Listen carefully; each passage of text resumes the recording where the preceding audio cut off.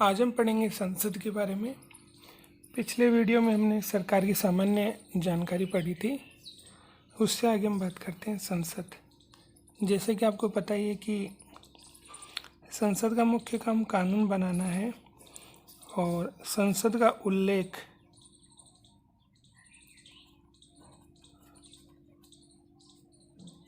संसद के बारे में हमें जानकारी मिलती है भारतीय संविधान के अनुच्छेद 79 में। तो अनुच्छेद 79 ये कहता है कि भारत की एक संसद होगी, ठीक है, जो लोकसभा, राज्यसभा और राष्ट्रपति से मिलकर बनी होगी। तो भारत की एक संसद के बारे में बताया गया है कि भारत की एक संसद होगी जिसका निर्माण किससे मिलकर होगा, जिसका निर्माण लोकसभा, राज्यसभा और उसके साथ साथ राष्ट्रपति, इन तीनों को मिलाने पर किसका निर्माण हो जाता है, संसद का निर्माण हो जाता है। अब देखो, इसको कहने का तरीका दूसरा भी है कि भारत की एक संसद होगी जो संसद के दो सदन, तो संसद के दो सदन है लोकसभा और राज्यसभा, और राष्ट्रपति से मिलकर बनी होगी। तो संसद का उल्लेख कौन से अनुच्छेद में है, कौन से आर्टिकल में है, तो 79 में। अब इसमें एक बात आती है कि इसमें लोकसभा है, राज्यसभा है, लेकिन इसमें राष्ट्रपति क्यों है? तो हमें बहुत अच्छे से पता है कि देखो कि कोई भी विधेयक है, वो विधेयक जब क्या बनता है, कानून।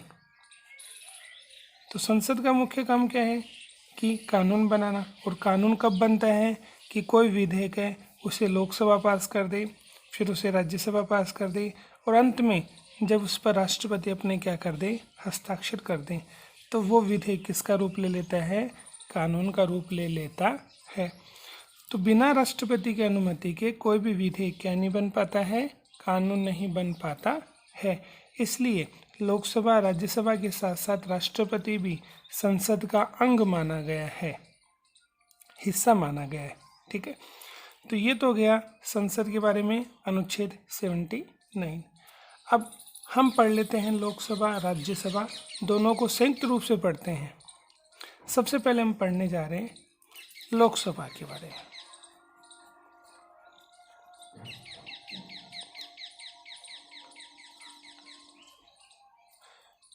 अब लोकसभा के बारे में जब हम पढ़ना शुरू करते हैं तो लोकसभा के कुछ नाम भी हमारे सामने आते हैं कि लोकसभा को किस नाम से जाना जाता है। तो ये नाम तो आपको याद हो तो ठीक है, नहीं हो तो भी काम चलेगा, कोई दिक्कत वाली बात नहीं है। लोकसभा के उपनामों की अगर हम बात करें तो इसे देखो, निम्न सदन कहा जाता है। कौन सा सदन कहा जाता है? निम्न सदन कहा जाता है। निम्न सदन के साथ साथ इसे अस्थायी सदन भी कहा जाता है, इसे प्रथम सदन भी कहा जाता है। कौन सा सदन कहते हैं? प्रथम सदन। तो निम्न सदन कहा जाता है, निम्न सदन के साथ साथ इसे प्रथम सदन भी कहा जाता है। प्रथम सदन के बाद में इसे लोकप्रिय सदन भी कहा जाता है।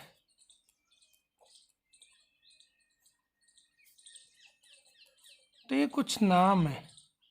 निम्न सदन इसलिए कहा जाता है क्योंकि इसका कार्यकाल स्थायी नहीं है, ठीक है। लोकसभा को समय पूर्व भी भंग किया जा सकता है, इसलिए इसको निम्न सदन कहा जाता है। प्रथम सदन इसलिए कहा जाता है कि अधिकांश विधेयक लोकसभा और राज्यसभा दोनों में से सबसे पहले अधिकांश विधेयक कहाँ पर आ जाते हैं? लोकसभा में आ जाते हैं, इसलिए उसको प्रथम सदन कहा जाता है। लोकप्रिय सदन इसलिए कहा जाता है कि जनता का प्रतिनिधि सदन है। जनता जिन सदस्यों को मतदान के माध्यम से चुनती है वो लोकसभा में जा कर के जनता का प्रतिनिधित्व करते हैं, इसलिए इसको लोकप्रिय सदन भी कहा जाता है। तो नाम याद हो तो ठीक है, वरना फिर आगे हम अपने क्वेश्चन की बात करें। तो क्वेश्चन की शुरुआत अब हो रही है लोकसभा का जो गठन है, संगठन है, उसके बारे में। तो सबसे पहले हम इसको कुछ बिंदुओं के माध्यम से पढ़ते हैं। पहला बिंदु हम लेते हैं लोकसभा के बारे में, इसकी सदस्य संख्या को लेकर के।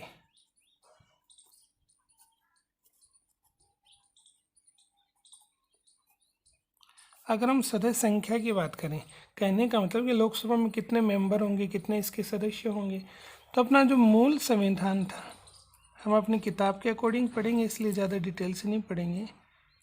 मूल संविधान की बात करें तो मूल संविधान जो था, उस मूल संविधान में ये व्यवस्था की गई कि लोकसभा में कितनी सीटें होंगी, 500 सीटें होंगी और लोकसभा में 500 सदस्य होंगे, ऐसा निश्चित किया गया था।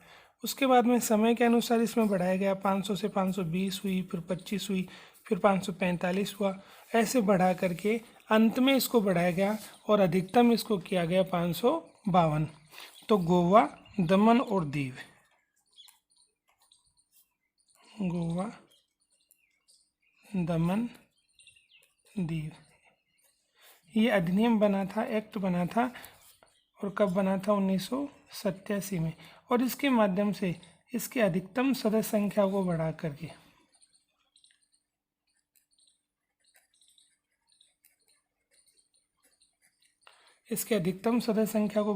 कितना किया गया? 552। अब हमें पता लग गया कि लोकसभा के अधिकतम सदस्य कितने हो सकते हैं? 552 हो सकते हैं। हमें ये देखना है कि ये जो 552 सदस्य लोकसभा में आएंगे वो कहाँ कहाँ से आएंगे, तो इसका विभाजन हम देखते हैं। तो देखो यहाँ पर अगर 552 लिखूँ तो 552 बीच में लिख लेते हैं हम। 552 को हम मुख्य रूप से 3 भागों में बांटते हैं।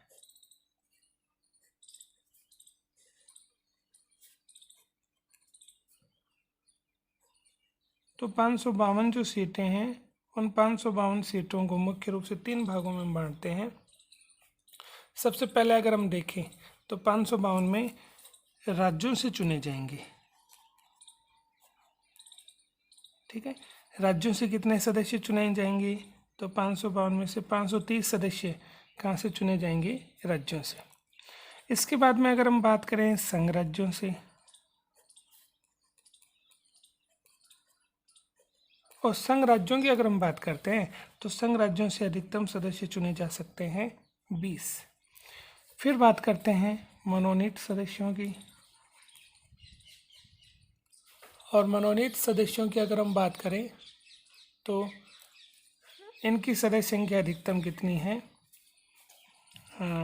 ये सदस्य हैं 2।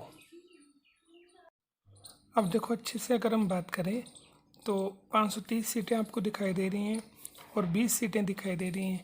ये राज्यों से चुन करके आते हैं, और ये केंद्र शासित प्रदेश या संघ राज्य जो हैं, ठीक है, वहाँ से चुन करके आते हैं।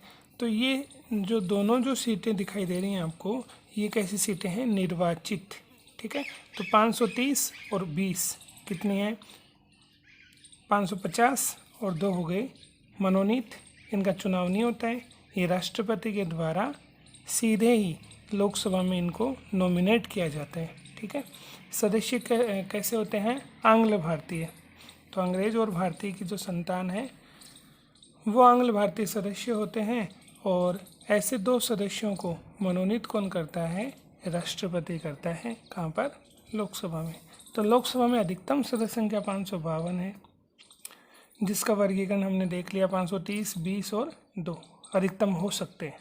लेकिन वर्तमान में कितने हैं? तो वर्तमान में 552 के स्थान पर कितने हैं? 545।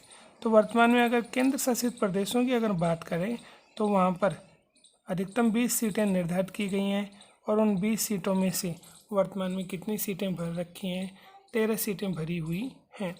तो 530, 13 और 2, तो 530 और 13 543 और 2 45।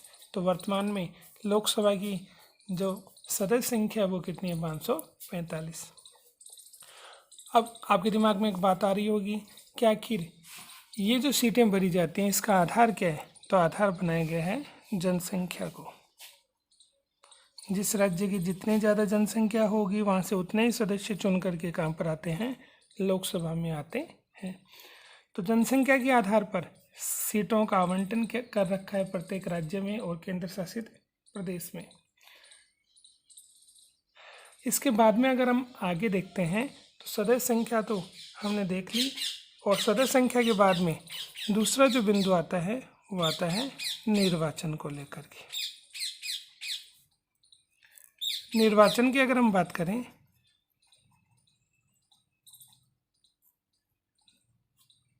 तो निर्वाचन का मतलब होता है चुनाव। निर्वाचन का मतलब क्या होता है? चुनाव। कि लोकसभा के सदस्यों को कौन चुनता है? तो चुनाव की अगर हम बात करें तो लोकसभा के सदस्यों को चुनती है जनता। किसके आधार पर? वयस्क मताधिकार। तो वयस्क मताधिकार के आधार पर जनता लोकसभा के सदस्यों को चुनती है। अवयस्क मताधिकार, वयस्क किसको माना गया है? तो अपने वर्तमान में जो वयस्क का आधार है वो आयु है और 18 वर्ष। तो 18 वर्ष की आयु प्राप्त जो व्यक्ति हैं वो वोट दे करके लोकसभा के सदस्यों को चुनते हैं। दूसरी अगर हम बात करें तो हमें ये तो पता लग गया है कि वयस्क मताधिकार के आधार पर जनता लोकसभा के सदस्यों को चुनती है। तो चुनाव कैसा हुआ? तो ये जो चुनाव हुआ वो चुनाव कैसा हुआ? प्रत्यक्ष चुनाव हुआ। जनता की सीधी भागीदारी होती है। ठीक है। अब आगे हम बात करें कि प्रत्यक्ष चुनाव हो गया, जनता ने चुनाव करके लोकसभा के सदस्यों को चुन लिया, तो फिर निर्वाचन क्षेत्र कैसा होता है?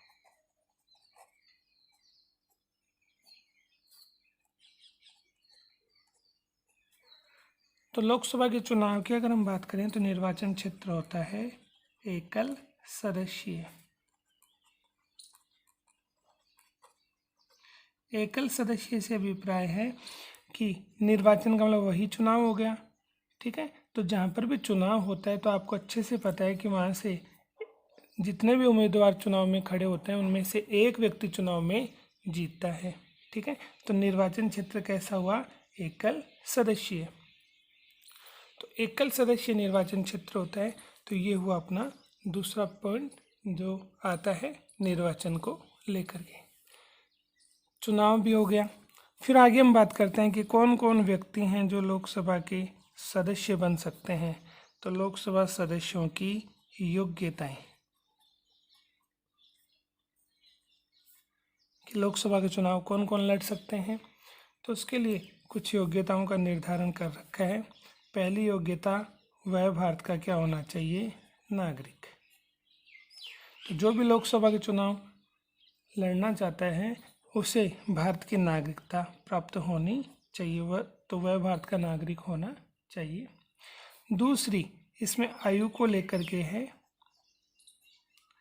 और लोकसभा के लिए न्यूनतम आयु रखी गई है 25 वर्ष, कि वह 25 वर्ष कम से कम कितने साल का हो? 25 साल का हो। इससे अधिक कितना भी हो सकता है। तो उसकी आयु 25 वर्ष हो या उससे अधिक हो। तीसरी जो हम बात लेते हैं इसमें वो आती है कि लाभ के पद पर नहीं हो। कौन से पद पर नहीं हो? लाभ के पद पर नहीं हो। और ये लाभ का पद कौन सा होता है? एक प्रकार से अगर हम बोले तो सरकारी नौकरी। ठीक है। अब केंद्र सरकार, राज्य सरकार, तो केंद्र सरकार, राज्य सरकार, इनके अंतर्गत वह लाभ के पद को धारण किए हुए नहीं हो, लाभ के पद पर नहीं हो। उसके बाद में अगर हम चौथी बिंदु की बात करें तो वो पागल और दिवालिया भी नहीं होना चाहिए।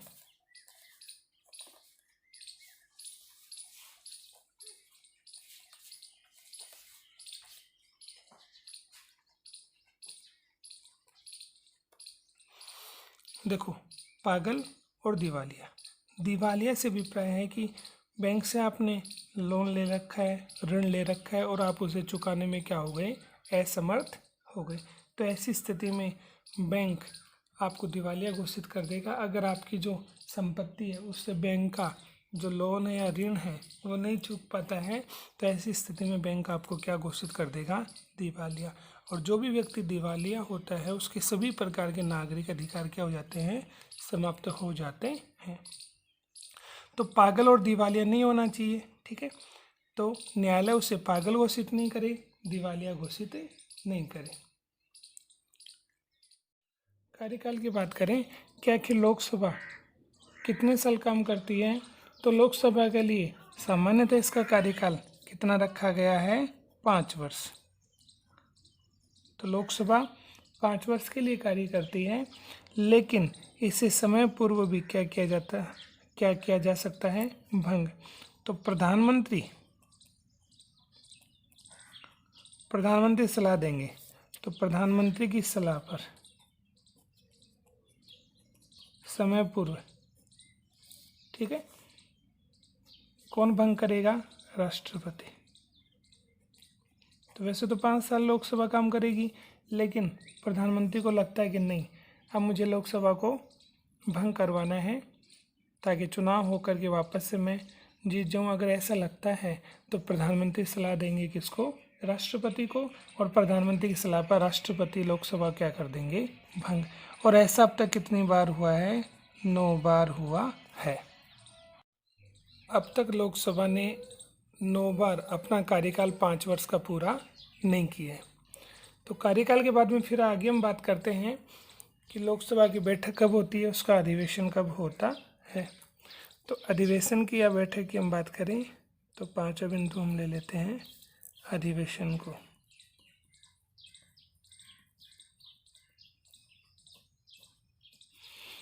अधिवेशन, देखो वैसे तो अधिवेशन को बोला जाता है, सत्र बोला जाता है, ठीक है, लेकिन साधारण भाषा में हम इसको क्या बोल सकते हैं, बैठक। तो जिस प्रकार से अगर आपकी हम बात करें तो जब आपकी स्कूल लगती है तब आपकी पढ़ाई होती है, ठीक है, उसी प्रकार से जब लोकसभा की भी बैठक होती है तभी लोकसभा क्या बनाती है, कानून बनाती है। तो अधिवेशन को अच्छे से समझने के लिए जैसे हम कुछ महीने लेते हैं, जैसे जनवरी है, फरवरी है,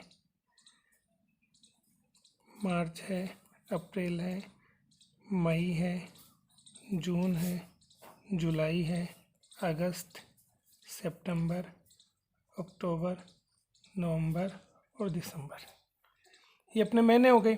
तो इन महीनों की अगर हम बात करें तो बैठक या सत्र किस प्रकार से होता है, तो देखो एक चलता है अपने फरवरी से लेकर के, फरवरी, मार्च, अप्रैल और मई, ये एक सत्र है, इसमें काम होता है। उसके बाद में मई के बाद में जून को छोड़ दो, फिर जुलाई है, अगस्त है, सितंबर है, ठीक है, फिर अक्टूबर को छोड़ दें और नवंबर और दिसंबर। अगर 12 महीनों की अगर हम बात करें तो वर्तमान समय में 3 सत्र हो रहे हैं, किसके, 3 बैठक हो रही हैं, 3 सत्र हो रही हैं, किसके, लोकसभा की। एक फरवरी से शुरू होकर के कब तक चलता है, मई तक चलता है, ठीक है, तो 4 महीने हो गया। उसके बाद में जून में कोई सत्र या अधिवेशन नहीं होता है। उसके बाद में जुलाई, अगस्त, सितंबर 3 महीने चलता है, ठीक है। उसके बाद में अक्टूबर में नहीं होता है, नवंबर, दिसंबर में होता है। तो जब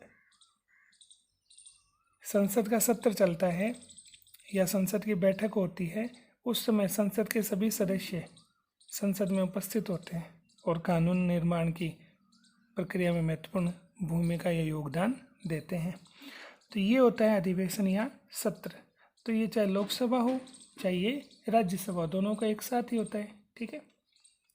अब इस अधिवेशन को बुलाता कौन है, तो देखो राष्ट्रपति बुलाता है। तो भारतीय संविधान का अनुच्छेद 85 जो है उसके तहत राष्ट्रपति, ठीक है, संसद का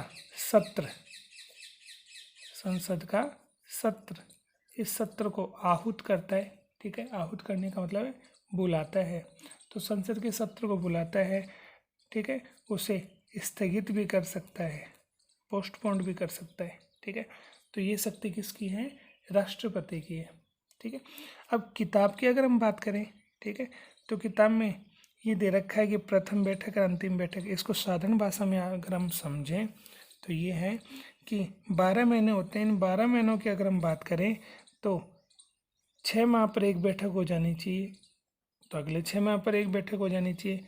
इस प्रकार से अगर देखें तो 12 महीनों में कितनी बैठक होनी चाहिए? 2 बैठक होनी चाहिए, जबकि व्यवहार में कितनी हो रही हैं? 3 बैठक हो रही हैं।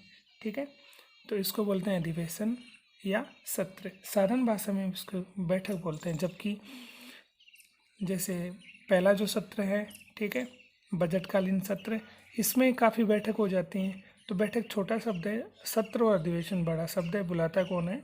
राष्ट्रपति। और लोकसभा राज्यसभा दोनों का संयुक्त होता है। अधिवेशन के बाद में अंतिम अपना इसमें बिंदु आ जाता है, वो आता है पदाधिकारी।